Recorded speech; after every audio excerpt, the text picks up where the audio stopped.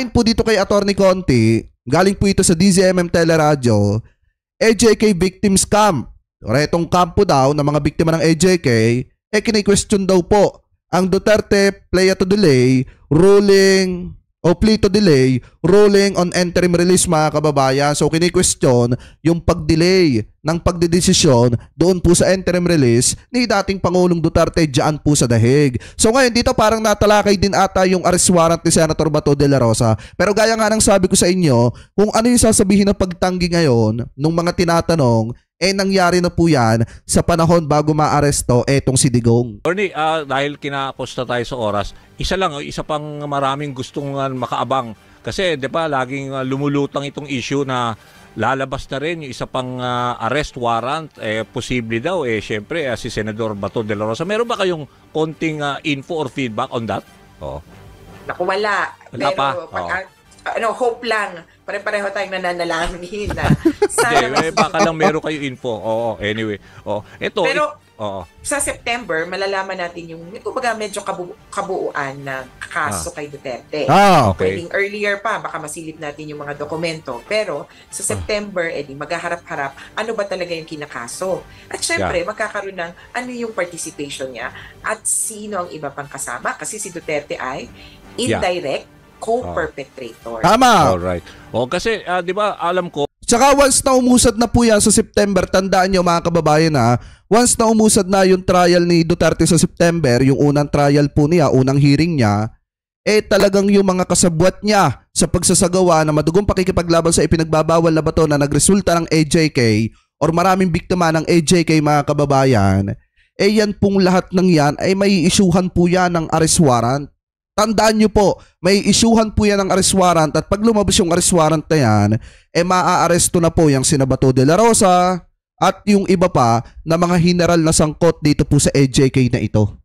Sa September 23, 4 na araw yun, di ba? Doon sa confirmation of charges, 4 na araw yun, naka-schedule. Tayo ng tagal. So tapos, tama ba? Tapos ang ang mga judges will have 60 days to decide whether the case will proceed to trial. 60 days, 2 buwan. Tama ba yung info na to? Yes. Okay? Kaya, sa pagpapaliwanag ko nga, sa September, yan ay parang kuda-kuda lang na ito ang aming kaso laban sa kanya. Sasagot ang defense. Sasagot ang biktima. Kaya sabi, sige, baka masyadong mahaba. Ang tagal pa pala, no? 60 days. 4 na araw. Bago mag-decide sila. So, yung 4 na araw na yun, yung confirmation of charges, 4 na araw, and then 60 days ulit ang hihintayin natin. So, halos before Christmas na. Di ba? Oo, kaya ang trial ay... Maliwanag na si Duterte, magpapasko yan daw. Magpapasko yan doon mga kababayan. Di yung mga didishit na gustong magpasko doon sa may sa may dahig, pwede kayo magpasko doon. Habang umuulan yung snow mga kababayan, kung may snow, di lamigin sila doon. Kaya nga kung titingnan nyo, walang makakatagal dyan. Kasi biruin nyo doon pa lang sa pagdi-decide ng interim release ni dating Pangulong Duterte, aabuti na ng ilang buwan. I think mga kababayan, kung 60 days yan, nasa 2 buwan mahigit. Malamang sa malamang, next year na. Kasi sa confirmation charges, kukumbinsihin yung judges na ito po, buksan niyo yung trial. Magsasalita yung isang kampo, kabila, biktima. At syempre, may submissions pa. Yes, tama.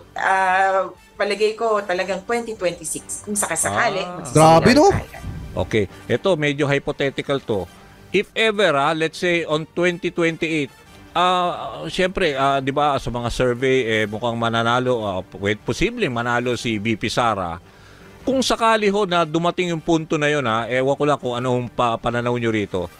Can the ICC, let's say, decide na mapabalik si dating Pangulong Duterte sa Pilipinas if ever the power will be sa Pilipinas will be under the hands of VP Sara? Posible ba yun?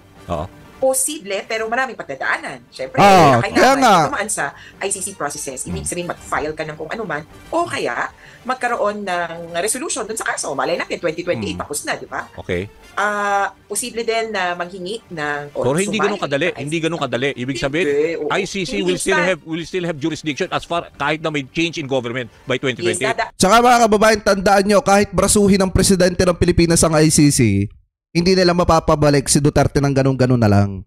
Maraming pagdadaanan yan, maraming proseso yan, aabutin pa yan ng ilang taon bago mapabalik si Duterte sa Pilipinas. Kasi gaya nga ng sabi ko sa inyo, hindi naman katulad ng proseso ng korte ng Pilipinas, ito pong korte ng International Criminal Court. At lalo na, ang Pilipinas, hindi na miyembro ng Roman Statute, mas lalong mahihirapan tayo na pabalikin etong si dating Pangulong Duterte kung sakasakali pagdating ng panahon na si Sara ang maging presidente. Kaya nga maraming pagdadaanan yan, mga kababayan. Kaya nga para sa akin, in my personal opinion, aabutin ng ilang taon dyan si Digong at dapat lang naman talaga yon.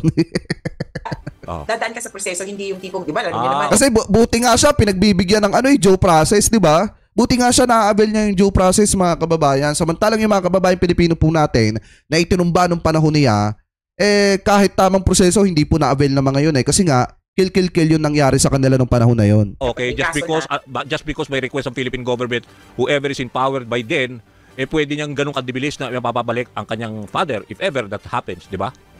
Oo. Unless dukutin nila doon, which would be in contrary to international law. Okay. Sige, at least marami dito. So, ang kailangan, ang importante, di ba, maaari mo lang kung hawakan ang kustudiyan ng isang tao kung merong lawful order. Tama. Sa korte. Meron siyang hawak ngayon sa ICC para ma-dissolve o para mawala yung lawful order, kailangan mo pumunta ulit sa ICC through motion, through ganito. Hindi letter request, hi, pwede po bang makalabas? Pwede po bang akin na lang? It will go through at parang rigorous process. Anyway, maraming salamat sa oras, attorney, at marami pa tayo kasing kailangan discuss siguro in another forum. Salamat po sa oras. Thank you.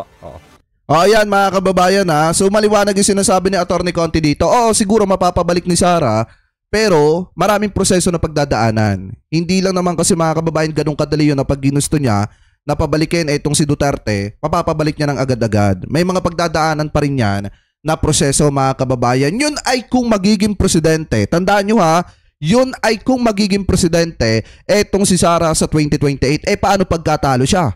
Paano kapag nakalaban niya ay si Leni Robredo o si Raffy Tulfo tapos natalo siya nung dalawa at hindi siya naging presidente? So walang magagawa mga kababayan ng mga Duterte kung hindi talagang tanggapin ang katotohanan na hindi na makakalabas etong si Digong sa International Criminal Court. Doon niya na pagbabayaran yung kanyang mga kasalanan. Ano po? So kayo, mga kababayan, ano po ang komento ninyo? Hingil po dito sa topic na yan na tinalakay po natin na ngayon ay binabanatan ni Maharlika etong si Kaufman, mga kababayan, at dito sa paliwanag ni Attorney Conti, mukhang malabo na makalaya etong si dating Pangulong Duterte. So comment below na lamang po kung ano pa masasabi nyo, hingil po dyan. At ngayon punta naman po tayo dito po sa last topics natin mga kababayan, last topic natin na kung saan binanatan po ni Mayor Basti Duterte o Vice Mayor Basti Duterte eto pong si Secretary Boying Remulla, na kung saan makikita nyo na mukhang takot na takot etong si Basti Duterte na maging ombudsman etong si Secretary Boying Remulla. Kasi nga, pag naging ombudsman mga kababayan, etong si Remulla, automatic makakasuhan yang si Sara Duterte kung pagbabasihan yung bigat ng mga ebidensya. Ano po? So ngayon, eto, i-play po natin. So far, parang kami naman ang naging problema dito sa Pilipinas for the past 3 years. Diba? Kasi napakunta. So, lumagit bidik na. So this Remulla guy is very cunning. I think he's very cunning. Lawyer siya. He's applying for the ombudsman. Kasi ano yan, I think they're having trouble with the impeachment case kay Inday Sara. So, this Remulla guy, pag maging ombudsman siya, he will use the position, again, to weaponize against the vice president. Yan lang po. Yan yung tingin ni Basti Duterte, mga kababayan. Na kapag ka naging ombudsman, etong si Remulla, gagamitin ni Remulla yung pagiging ombudsman niya para i-weaponize laban dito kay Sara Duterte, para kasuhan na itong si Sara at takutin daw yung ibang mga politiko na hindi kaalyado ng gobyerno ni PBBM. Pero kung titingnan nyo mga kababayan, si Secretary Boying Remulla ang isa sa pinakapatas mga kababayan pagdating sa pagdidesisyon, lalo na kapag mabibigat yung kaso. Kung matatandaan nyo nga noong mga panahon na sumusuporta tayo kay Bantag, di ba binabanatan natin yung si Secretary Boying. Pero nung tumatagal at tinitingnan natin yung paraan ng kanyang pagtatrabaho, doon natin nakita mga kababayan na yung ginagawa niya ay sinusunod lamang po pala niya yung tamang proseso. Ano po, so ngayon, hindi naman porket kung sakasakaling pala rin siya na maging ombudsman siya or siya yung pumalit kay Martires, hindi naman po yan katulad ni Martires mga kababayan na di umano, talagang sunod-sunuran, di umano sunod-sunuran dito po sa mga Duterte. So iba naman po etong si Secretary Boying. Ano po ngayon, ipagpatuloy pa natin. Yan lang ang itindihin nyo. Tapos, yung Taalik sa Bungero, naging war on drugs na sa Bungero. War on drugs. You know, you really look stupid. Grabe, no? Mga stupido talaga kayo sa totoo lang. Kung sino ba direktor nyo? Ito. Pakinggan nyo may sasabihin si Basti Duterte dyan. Sana ako na lang yung ginawa nyo kasi gumawa ng story. Mas magaling ako gumawa ng story. Mananano pa kayo. Mga sa Bungero, naging war on drugs. Kaya wag kayo magtaka mga kababayan kung ang mga Duterte maraming drama at ganap kasi naandyan dyan sa kanila yung mga magagaling gumawa ng istorya. Ayun nga sabi nga ni Basti Duterte sana siya na lang yung kinuha na tagagawa ng script ng gobyerno daw. Dahil pag siya daw mga kababayan magaling daw siyang gumawa ng istorya. Kaya hindi na rin nakakapagtaka na yung mga drama nila mga parte lamang po yan ng istorya nila para makakuha ng simpatya sa mga kababayang Pilipino po natin. So ngayon kung titingnan po ninyo mabuti mga kababayan dito po sa puntong ito, makikita nyo na minumura niya at tinatawag niya ng kung ano-ano, ito pong si Secretary Boying Remulla. Pero gaya nga po ng sabi ko sa inyo, kung si Secretary Boying Remulla ang magiging ombudsman mga kababayan, mas epektibo po siya, mas magaling po siya kaysa kay Martires. Kasi si Martires mga kababayan, alam naman natin kung sino talaga yung kinikilingan. Kung sa klase mo klase ito. Mas sumobra pa kayo sa sa Netflix. Sa totoo lang. You are ridiculous, Ibon. Grabe, yabang no? Kung gagawa kayo ng story net tapos mahirapan na kayo manalo sa election, correct, tama. Tama talaga kayo. Hindi na pa. Ay, diba? Mayor, since you mentioned itong impeachment case niya ni DP Sara, gusto natin pag-usapan, Mayor, sa Ulit, Mayor. Okay. It will not only be the Vice President. Ah. Pag sinimulan ni Remulla yan, yung ombudsman niya na posisyon, pag natapos na yan si Inday Sara, lahat ng mga politiko, mahawakan nila eh. Okay, sige. You will not, ayaw mong kupapti sa amin? May kaso ka. Okay. Let's say, for example, Cebu, Manila, anywhere else. Ang gagawin lang ng rebellion na yan, tatakutin nila ng kaso yung mga politiko na yan. So that they can control the entire country. Kasi nung panahon nila, ganun yung ginagawa nila. Tandaan nyo mga kababayan, nung panahon nila, ganun yung ginagawa nila. Kaya tahimik ang Congress nung mga panahon ni dating Pangulong Duterte. Kasi nga, baka siguro, di umano, ganyan po yung ginagawa nila. Nakapagka hindi po nila kaalyado, tinatakot nila ng kaso. Yung mga politiko kaya napipilitan na makaisanib po sa kanila at maging kaalyado po nila. Kasi biruin nyo mga kababayan na, sinabi niya, kung si Remulla yung magiging ombudsman, pwedeng takutin yung Cebu para makuha yung suporta ng Cebu. At pwedeng takutin yung nasa Maynila para makuha yung suporta ng Maynila. At yan daw po yung gagawin ni Remulla kung sakali maging ombudsman etong si Remulla. So siguro ganyan po yung ginagawa nila nung panahon na nakaupo yung kanyang tatay bilang presidente. Kaya inilagay nila si Martires doon po mga kababayan sa ombudsman para maging tau-tauhan po nila doon, di umano. Ano po ngayon, ipagpatuloy pa natin. With the elected officials, especially those in the highest positions, through, kita mo nga may heartbeat sets. Si ano yun? Masyado silang Si General Torre, mga kababayan yung minumura niya dito. magaling gumawa ng story and they, really abuse the powers of government. Yan lang ang gagawin yan. Maniwala kayo sa akin. I am saying this right now. Pag naging ombudsman yan, Inday Sara head next, then, they will make an example of Vice President Inday Sara. Kasi pag nagawa nila yan, we file a case against her. Ang sunod niyan, tatakutin na kayo. Kasi Vice President nga kinaya nila. So huwag mo kaming utuin, Remulla. Mayor, Galit na galit kay galit na galit kay Secretary Boying, no? Minumura-mura, oh.